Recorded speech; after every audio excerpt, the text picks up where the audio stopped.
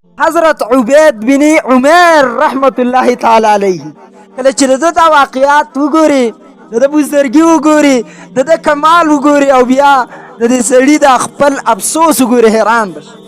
عبدالله بن مسلم عجلی رحمت الله علیه وایي په مکه کې یو ښایسته ښځه وه، ډېره ښایسته وه. هغه د هغې ښځې د یو سړي سره واده وکړو.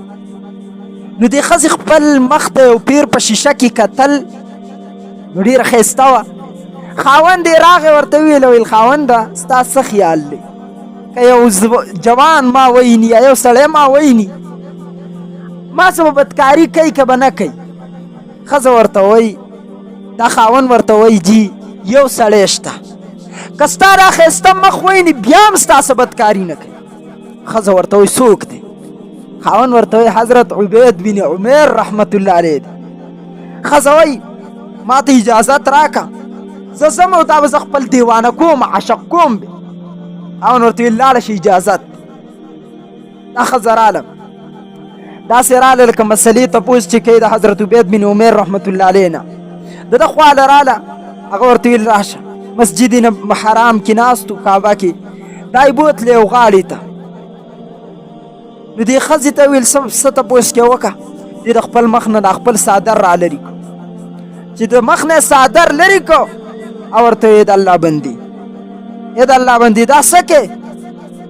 دا ښځه ورته وایي زه په تا عاشقه شوې یم، زما په باره کې سوچ وکړه. هغه ورته وایي حضرت عبید بن عمر زه نه د یو څو خبرې تپوس کوم که تا جواب صحیح راکړو نو زه به بیا ستا په باره کې سوچ وکړم. ښځه ورته وایي ته چې څه سوال هم کوې وکړه زه به ته انشاءالله جواب درکړو. عبید بن عمر ورته وایي ما ته دا ووایه که ملک الموت ستا خواته وي ستا روح قبض کوي ابه تا ته د دې خبرې مهلت درکړي چې زه ستا دا حاجت پوره کړم. ښځه ورته وایي نه په الله مې د قسم نه به راکوي اجازه.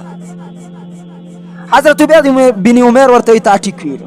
بیا ورته وایي که چېرته ته په قبر کې دفن شي او ستا نه سوال جواب په قبر کې کېږي هغه فرشتې به تا ته دا مهلت درکړي چې زه ستا په باره کې غور وکړم ستا د حاجت پوره کړمه. ښځه ورته وایي په الله قسم نه به راکوي مهلت، هغوی چا ته مهلت نه ورکوي. عبید بن عمر رحمت الله علیه ورته وایي که چېرته رب کریم عملنامې خلکو ته ورکوي او تا ته دا معلومه نه چې ستا عملنامه به په ښی لاس میلاویږي یا په ګس لاس باندې میلاویږي، آیا تا ته به په دې ټیم کې دا خبره اسانه چې زه ستا حاجت پوره کړم؟ دا پته ته نشته چې عملنامه په ښی لاس میلاویږي که په ګس. دې طرف ته ورته اشاره کوي چې زه ستا حاجت پوره کړم. آیا تا دا پته شته چې ته به جنت ته ځې که جهنم ته؟ ځان ولې جهنم ته اچوې د دې کار په وجه؟ ښځه ورته وایي په الله مې د قسم نه نه زه به ستا نه خپل حاجت نه پوره کوم د عملنامه چې ما ته نه میلاو شي.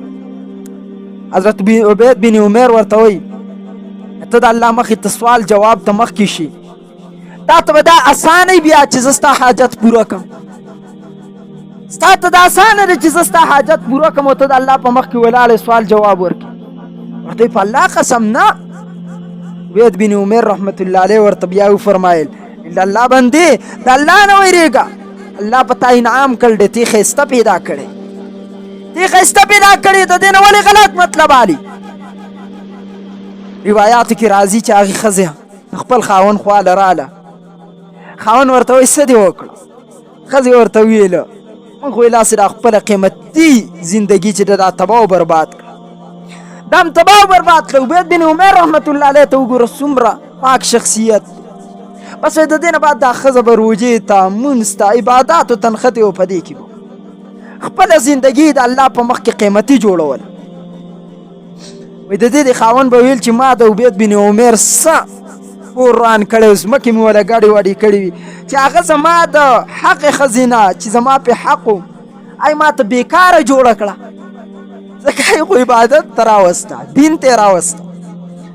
ما ته بیا رشپزان ښایسته کاوه او هغې اوس د ځانه راهبه جوړه کړل د ناست دی او بس عبادات کوي. الله والا دا د الله والاو کمال دی چې کوم په دې امت کې الله جل جلاله کوم شخصیات پیدا کړي. سبو کې ځان به ذلیله کړي د یوې ښځې دپاره، لس پنځه منټو دپاره ځان ذلیله کړي تمام عمر چې بیا خفه چې بوډا شي بیا به جاړې ټول عمر.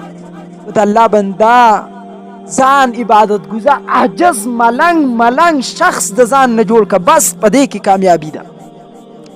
په دې کار نه کېږي زما وروره، نه دنیا په کار راځي نه به یې وګټي، نه به ستا دا ښایستونه په کار راشي. دا څه وخت دی تیر به شي، سپینګیری به شي، بوډا به شي، تباه به شي، برباد به شي. بیا به ارمانونه کې لږ وخت دی خپله زندګي قیمتي جوړه.